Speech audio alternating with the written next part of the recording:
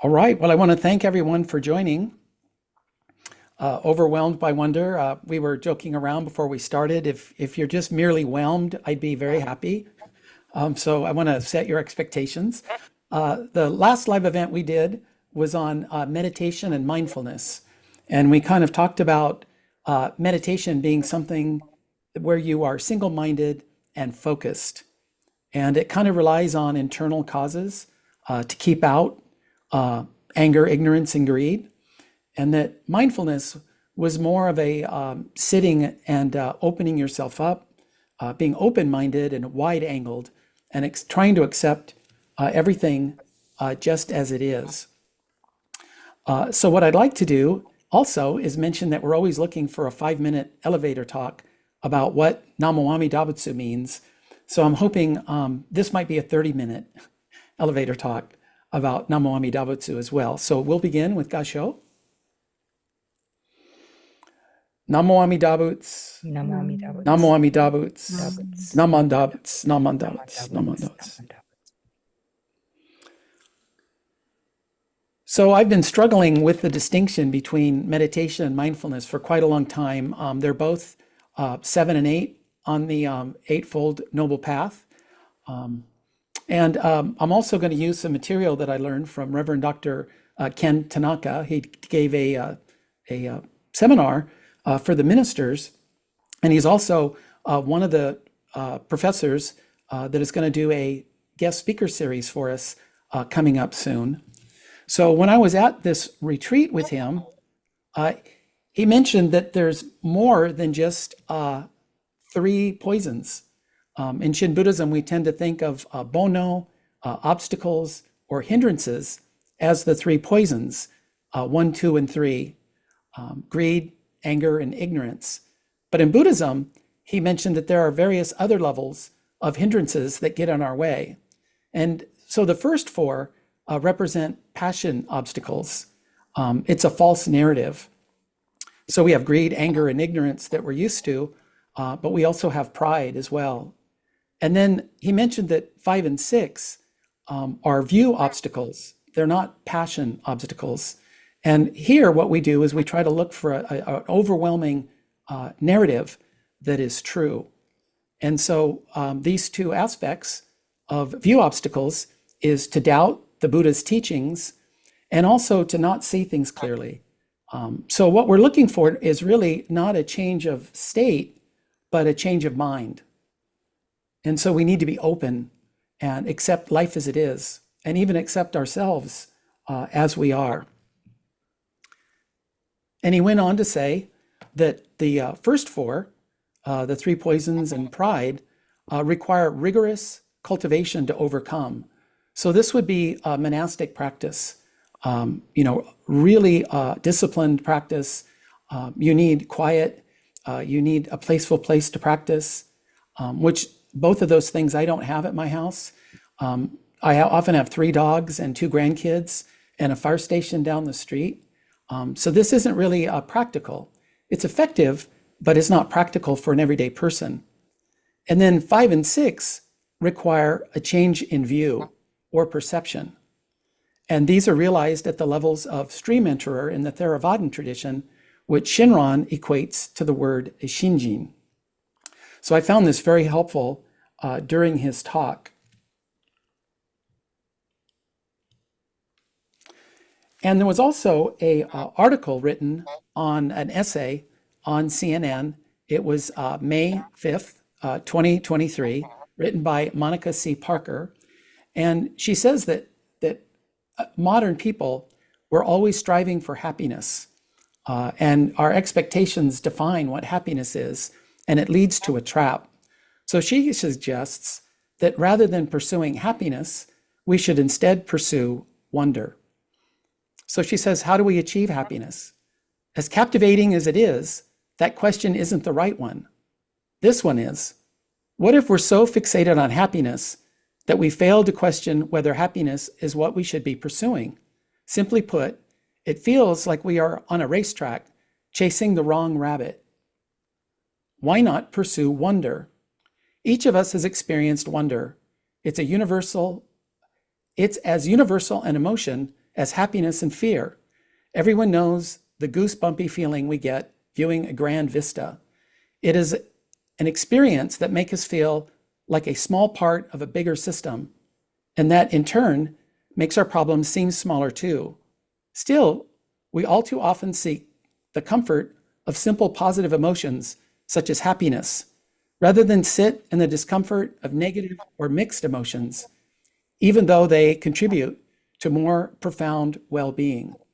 So often when we meditate at our mindfulness service, we suggest that you just be aware of everything you're experiencing, every emotion, every sound, and really not try to judge it as right or wrong or good or bad, but instead just look for meaning. Just sit with the meaning of it all. And this is a way that you proceed to a life of gratitude. And it's something I think that's more effective for everyday people. I can work on awareness throughout my day, but I have a lot of trouble working on focus throughout my day. So I don't know if you recognize Ellie Kemper. She was on The Office, and she came across a book called Happiness for Beginners. And she thought it was a brilliant novel. And what she did, she liked it so much that she actually produced a movie on Netflix called Happiness for Beginners. And it's a group of people that go away on a 3-day trek out into the mountains. All these people are from New York, New Jersey. They're not wilderness people. And the comedy ensues. But two of the characters bonded really well. One is Wendy on the left. And then we have Helen, or Ellen Kemper, on the right. And they become close friends. The person on the far right with the yellow jacket is the leader. So they all go out, they take a bus out into the Adirondacks, out into the mountains, and spend several days and nights together. And Wendy just got her master's in psychology, and she shares what she learned with Helen. And I thought this was really quite striking. Wendy says, "Hi, I'm Wendy, not Wendy, but Wendy, with an I. I'm 28. I just finished my master's, and I'm here because the outdoors are my life. This is a beautiful day." Helen says, "You're studying happiness?" "Yeah, psychology used to focus on the problems, like neuroses and pathologies and disorders. But the idea was to analyze the messed up parts of our life in order to cure them. But I'm studying what people do right, how happy, well-adjusted people do things." Helen says, "That makes a lot of sense." So Wendy says, "Every night before I go to bed, I write down 3 good things that happened to me. It is one of the exercises I'm studying." So this is keeping a gratitude journal. Helen says, "And just like that, you're happy?" And Wendy says, "Kind of. Like, name 3 good things that happened to you today." "Okay, Helen, your turn."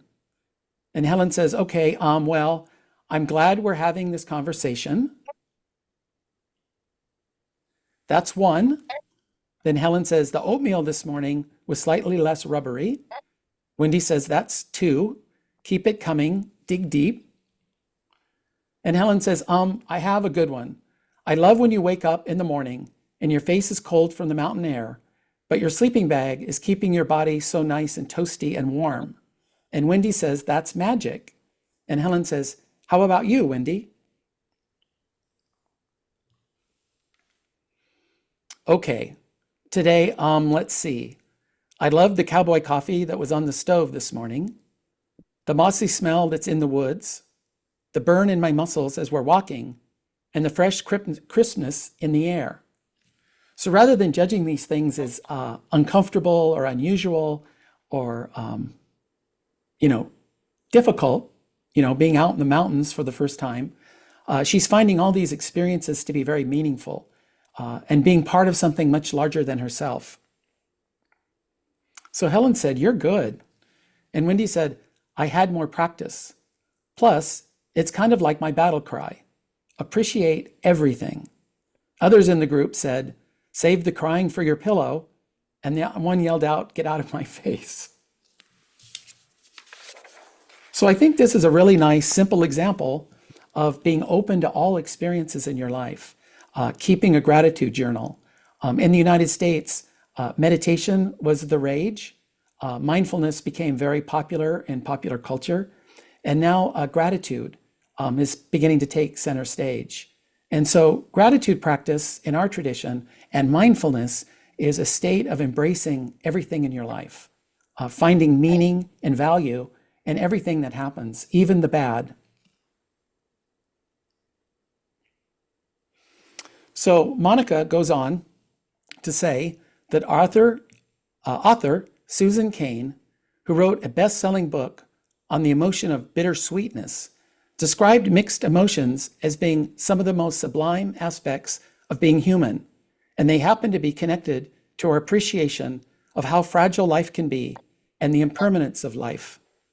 The world, the people in it, and our experiences are not binary or easily defined. Two things can coexist in opposition to each other, and both can be true at the same time. Wonder embraces life's beauty, messy complexity in a way happiness doesn't. It allows for nuance and depth. It allows for the reality of a simultaneous sucky and sublime experience. That uncomfortable balancing coexistence feels more true to me than a manufactured cajoling towards happiness. So I wanted to mention, I took my family to the Grand Canyon once, and we looked across the canyon, and it was so vast and so infinite that my mind couldn't really comprehend it or conceive it. I couldn't process it. And it kind of looked like it was a painted 2D mural. Like the depth was so vast, my mind turned it into something that was two-dimensional. And I really felt small, but I felt embraced and interconnected with all things.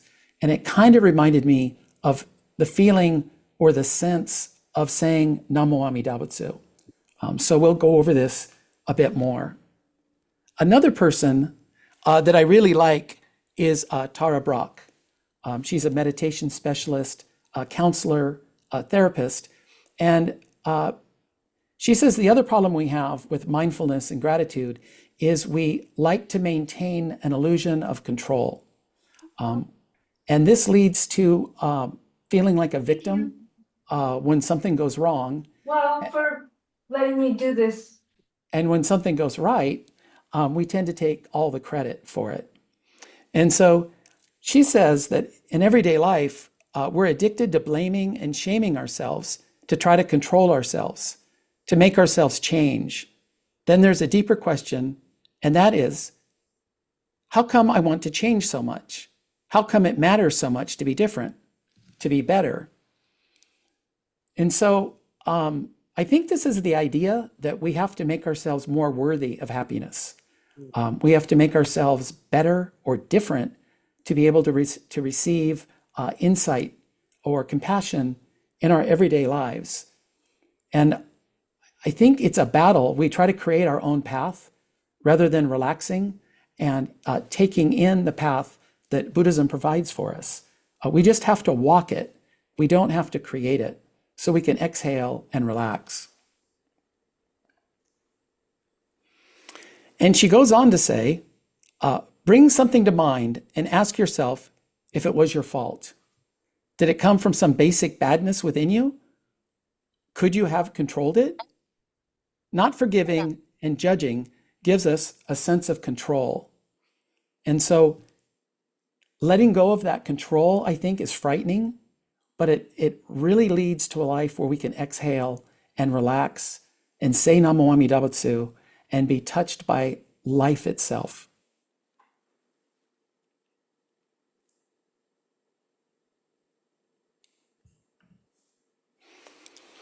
I was also reading the retirement essay that was written by Rabbi David Wolpe.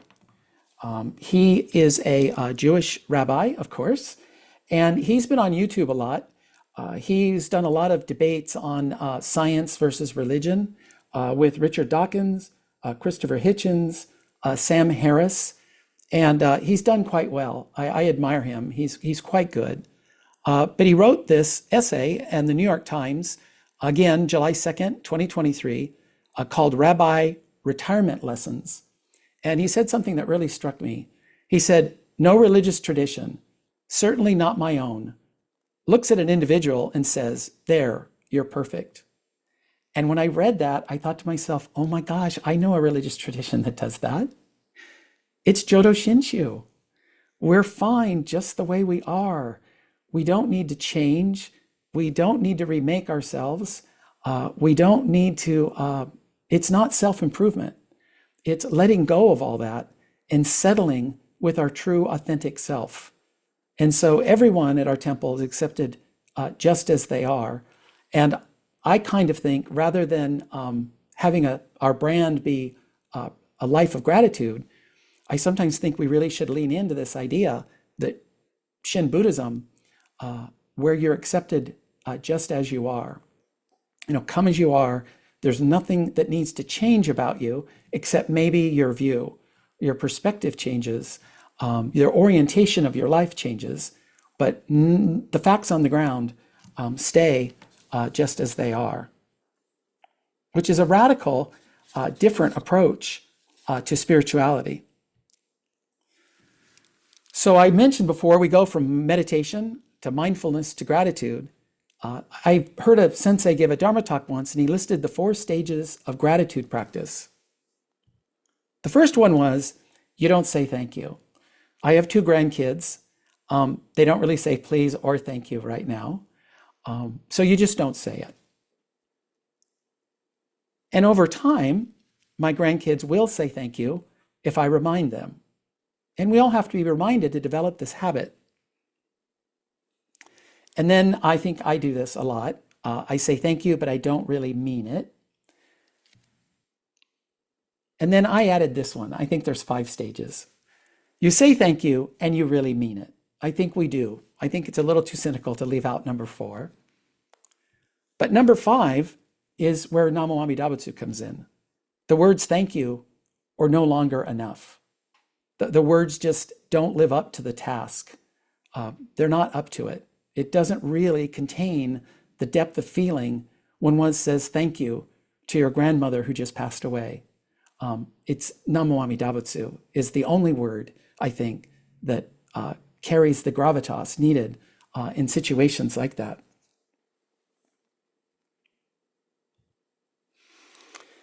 So I think you begin to live a life like this sculpture.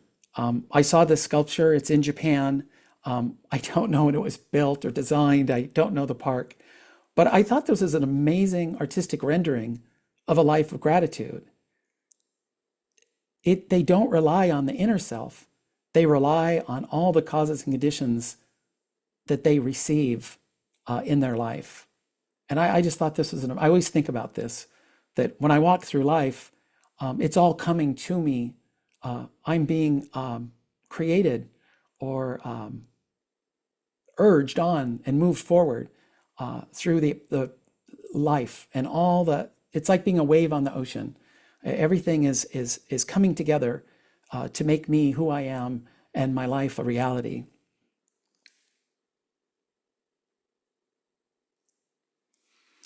And then one of our minister's assistants, Janet Arima, did an essay on this idea of being overwhelmed by everything in life, really focusing on external causes and not being so focused on internal causes. And so she found this quote. So right here it says, that overwhelming feeling, it was an EB vlog by Janet Arima. My lights just went out there. She wrote, David Yaden, a psychiatry and behavioral sciences researcher, fellow at Johns Hopkins University School of Medicine, he published an article in 2016 with colleagues on the overview effect experienced by many astronauts. It is an overwhelming feeling of seeing Earth from space. The awareness that all that we are and that all we care about is encompassed in a small distant globe prompts these feelings of awe and self-transcendence. So by looking at the Grand Canyon, that was a moment of transcendence of the self. The self becomes so small that you are embraced by the infinite. And what I would like to do today is share a couple songs with you. This one's called Into the Mystic. Um, I thought this sounds a lot like Namo Amida Butsu. It's by Van Morrison. And he talks about being on a ship out in the mist, out in the middle of the ocean, and hearing the foghorn blow.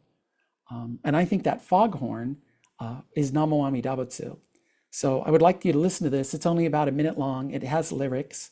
And I found this to be another artistic expression of this feeling of transcendence when we open ourselves up to reality itself.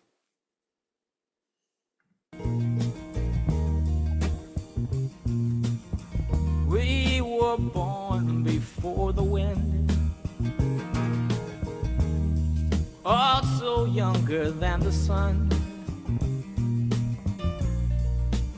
Yeah, the bonnie boat was one as we sail into the mystic.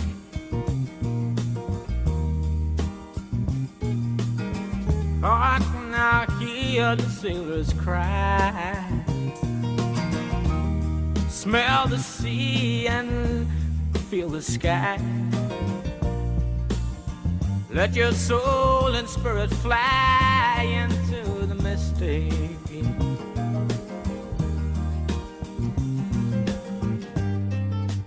And where that foghorn blows, I will be coming home.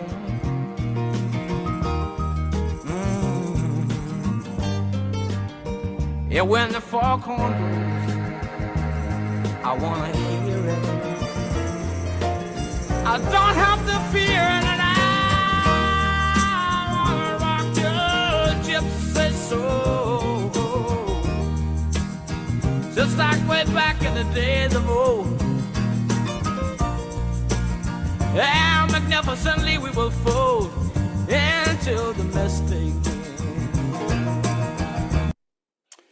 So I really like this song. It's very poetic, of course, and its lyrics, and it's a song of transcendence. And it's hard to tell whether he's talking about the here and now, or is he talking about after death? And I think it's both. So you can touch this profound transcendence in the here and now, in this life, and then no longer fear death and dying. It's merely a wave returning back to the ocean. And so when you listen to Pure Land teachings and Shinron's writings, it's very ambiguous. Some people read it and it's about afterlife, going to the Pure Land, and some people read it as here and now. And I don't really have a litmus test for what's considered orthodoxy, but I think it's wordplay. It's feeling one's transcendence, one's humanity, one's limitations within this grand net of causes and conditions. Every decision we make, we've been conditioned to make. Everyone we've met has been predestined by infinite causes and conditions, and all we can do is relax and enjoy the ride. And then there's one more. Sometimes I think Namo Amida Butsu means helpless, not in the sense of giving up or there's nothing that can be done, but everything is done without my intentionality. And so Neil Young wrote this song about a town in Ontario where he was raised. He's from Canada. He's one of my favorite artists. And I've used this song many times to kind of hint at what Namo Amida Butsu might be like.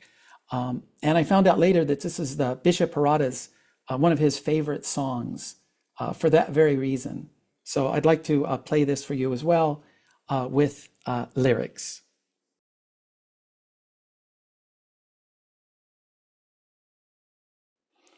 So that is Neil Young playing live with the band. So this is quite an old clip.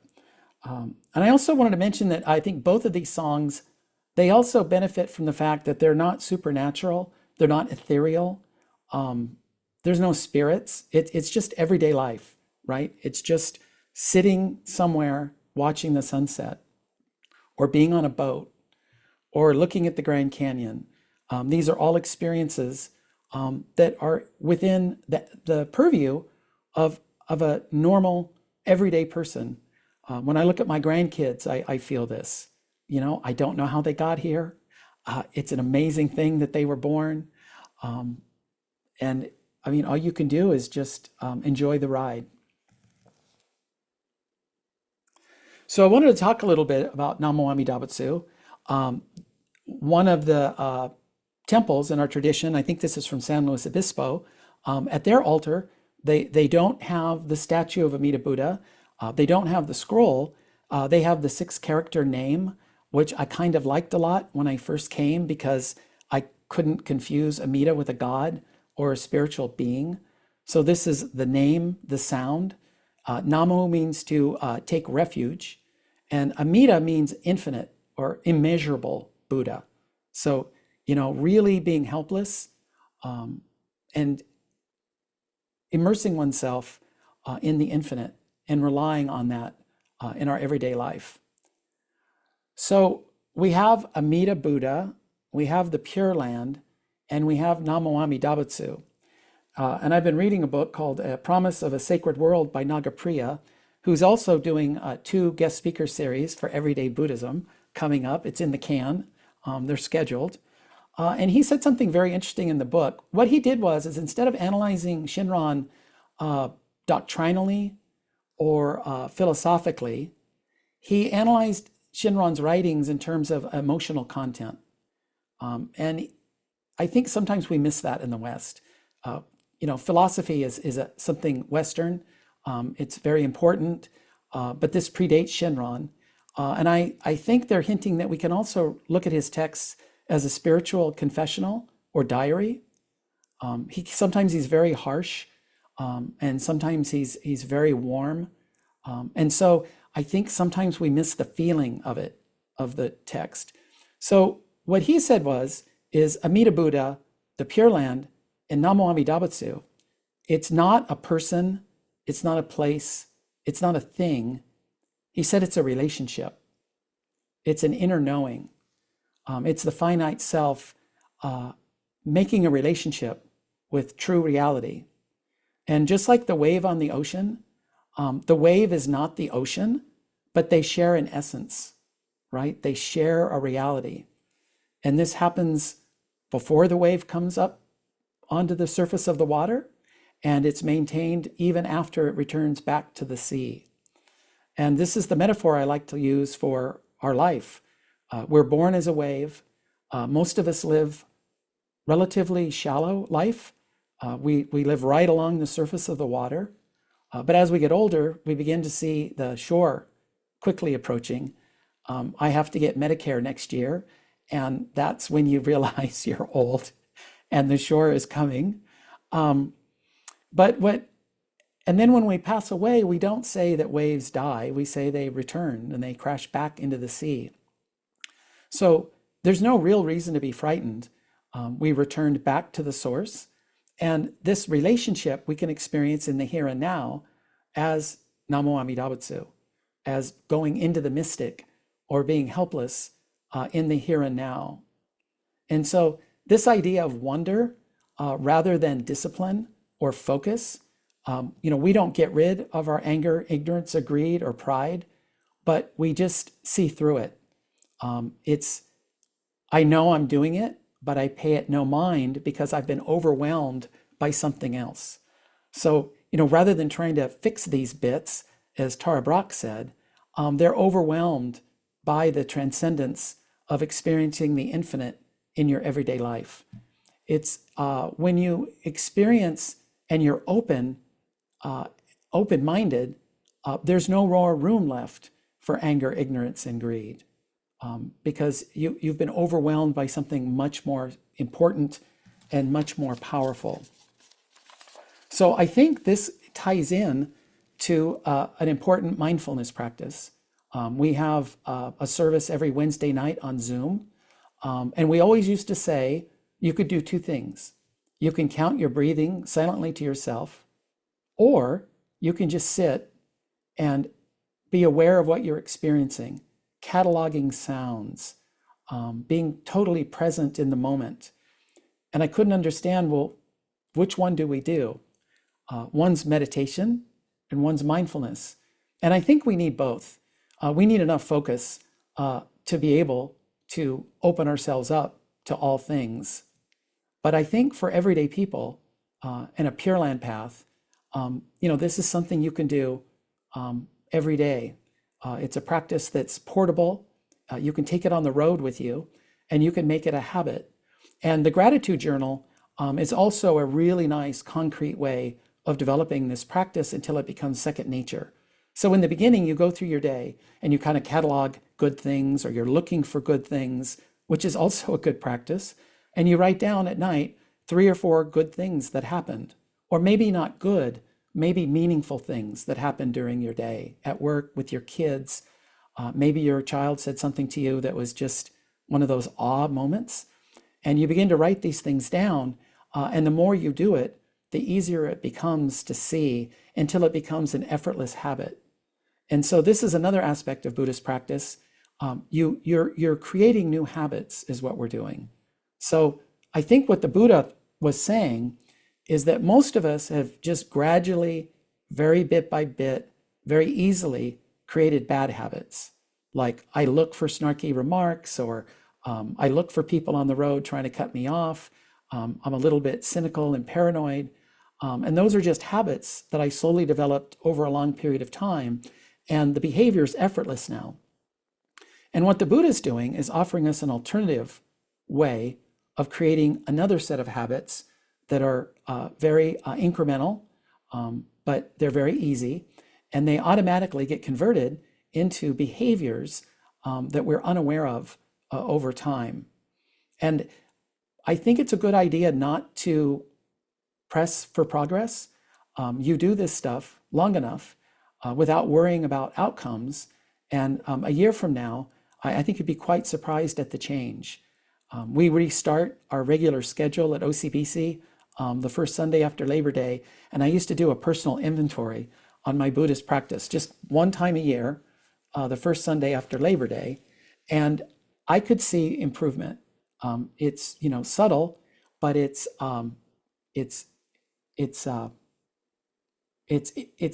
irreversible progress. You're heading towards a goal that you never retrogress, and so you can relax and realize that progress is assured. You don't have to force it. It will come to you naturally just by walking the path. And we can see the Eightfold Path no longer as 8 things we need to do to realize enlightenment, but as 8 things, 8 characteristics that we begin to exude over time. These are qualities or aspects of our personality that become more pronounced as we walk the path, listen to the Dharma, bow, gasho, chant, and say Namo Amida Butsu. These things are a natural outcome of adopting these new types of behaviors. So I hope this was overwhelming. This is the way I try to practice. This is my focus. I look for meaning in my life. Even the tragedies, I realize now, like if my father hadn't died of alcoholism, I wouldn't be a minister. And so I have to hold those 2 things in my head at the same time. My dad dying is the worst thing that ever happened, and yet it was the reason I became a minister. And I feel kind of guilty that like something really good came out of something really bad. But that's a paradox you have to hold in your mind, that oftentimes that's the bittersweet nature of life. That's the wonder of it. And so I want to thank you very much for attending. We'll close with Gasho, with Namo Amida Butsu, and then we can open up for discussion. Namo Amida Butsu, Namo Amida Butsu, Naman Dabuts, Naman Dabuts, Naman Dabuts, Naman Dabuts. All right, thank you very much.